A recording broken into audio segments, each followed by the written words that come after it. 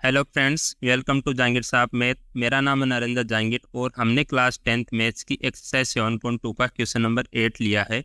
If A and B are is -2, -2 ए के coordinate given है और बी के कोऑर्डिनेट कितने हैं 2, -4 रिस्पेक्टिवली।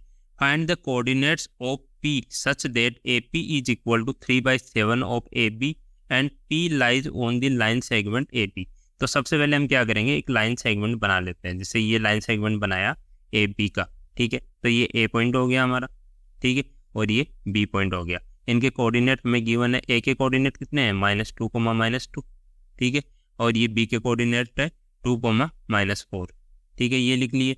अब बोला है कि P lies on the line segment A B. P कोई इस लाइन पे ही है कहीं ना कहीं, तो ऐसे मान लिया कि ये पी पॉइंट यहाँ पे है, ठीक है, ये पी पॉइंट हमें मान लिया। अब इसके कोऑर्डिनेट कुछ ना कुछ होंगे, वो हमें फाइंड आउट करने, ठीक है। Find the coordinates of P, P के कोऑर्डिनेट फाइंड आउट करने। अब एक कंडीशन हमें ये गिवन है कि A P is equal to 3/7 of A B. तो ये गिवन है, तो ये लिखते हैं A P is equal to 3/7 of A B. इससे हम क्या फाइंड आउट कर सकते हैं। अब देखिए ए पी है, ए बी को इसके नीचे ले लेता हूँ, ठीक है, इसके डिवाइड में ले सकता हूँ, ठीक है। तो इसके इक्वल में क्या बचेगा 3/7, ठीक है। मीन्स जो ए पी और डिवाइडेड बाई ए बी, इसका जो रेशियो है वो कितना 3/7 है। तो ए पी कितना है, मान लो ए पी अगर 3 है तो ये ए बी जो है वो टोटल 7 है। ये इसमें यहाँ ये पता लग पा रहा है, ए पी अगर 3 है तो ए बी 7 है। तो ए बी अगर 7 है और ये ए पी 3 है तो ये कितना बचेगा, ये 7 - 3 बचेगा, तो वो कितना आ जाएगा 4 आ जाएगा। तो हमारे पास यहाँ से हमने क्या मिल गया, so A P upon P B, जो पी बी है उसका रेशियो कितना मिल गया हमें 3/4 मिल गया।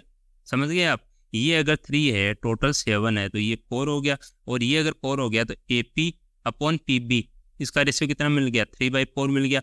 और इसी रेशियो को हम क्या बोलते हैं, M1/M2 बोलते हैं, ठीक है। तो M1 की वैल्यू 3 आ गई और M2 की वैल्यू 4 आ गई। मीन्स ए बी जो लाइन सेगमेंट है उसको P.3/4 में डिवाइड कर रहा है। तो P के कोऑर्डिनेट हमें फाइंड आउट करने हैं, तो सेक्शन फॉर्मूला से हम इजीली फाइंड आउट कर सकते हैं। जब M1 M2 की वैल्यू हमें मिल गई तो हम इजीली फाइंड आउट कर सकते हैं। तो चलो स्टार्ट करते हैं। सो कोऑर्डिनेट्स ऑफ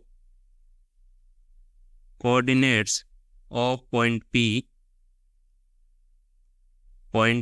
P के हम कोऑर्डिनेट मान लेते हैं अक्ष कोमा वाई। अब इसका फॉर्मूला क्या होता है, P x comma y is equal to कितना होता है M1 अक्ष 2 प्लस M2 अक्ष 1 डिवाइड में M1 प्लस M2। ये सेक्शन फॉर्मूला है हमारा। तो M1 Y2 plus M2 Y1 divide में M1 प्लस M2, ये सबको पता है, ठीक है। अगर वो सेक्शन कर रहा है कोई पॉइंट, उसके कोऑर्डिनेट हम इस सेक्शन फॉर्मूला से फाइंड आउट करते हैं। तो चलो अब इसमें वैल्यूज रखते हैं। तो P अक्ष कोमा Y कितना आ जाएगा, Y इसमें वैल्यूज रखिए। M1 की वैल्यू कितनी है 3 है, ठीक है, तो 3 रख देंगे। अक्ष 2 की वैल्यू कितनी है, अक्ष 2 कितना है, ये 2 है। ये अक्ष 1 Y1 हो गया, ये अक्ष 2 Y2 हो गया, ठीक है। तो अक्ष 2 की वैल्यू कितनी है 2 है, 2 रख देते हैं। प्लस M2 की वैल्यू कितनी है 4 है, और अक्ष 1 की वैल्यू कितनी है -2 है, ये रख देंगे। और M1 प्लस M2 3 + 4 आ जाएगा, कोमा ऐसे ही Y वाले टाइम में रखो। M1 की वैल्यू कितनी है 3 है, और Y2 की वैल्यू कितनी है -4 है, समझे, ये वाली -4।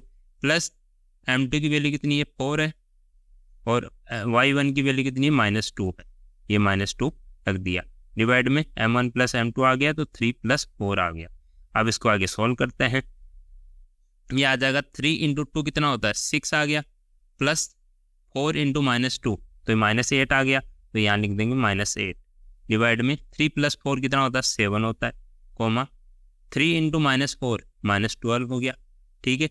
और 4 × -2 -8 हो गया। ये +4 है, ये -2 है, तो 4 प्लस माइनस तो माइनस हो गया, 4 × 2 8 हो गया, तो -8 हो गया।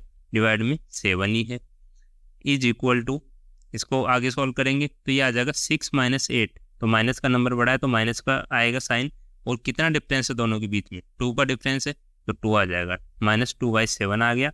और ये -12 और -8 दोनों सेम साइन के हैं, तो माइनस का साइन आ जाएगा, और 12 और 8 ऐड हो जाएंगे, तो 20/7 आ गया। तो हमें P पॉइंट के कोऑर्डिनेट फाइंड आउट करने थे, और हमें पी पॉइंट के कोऑर्डिनेट मिल गए हैं, तो यही हमारा आंसर हो गया।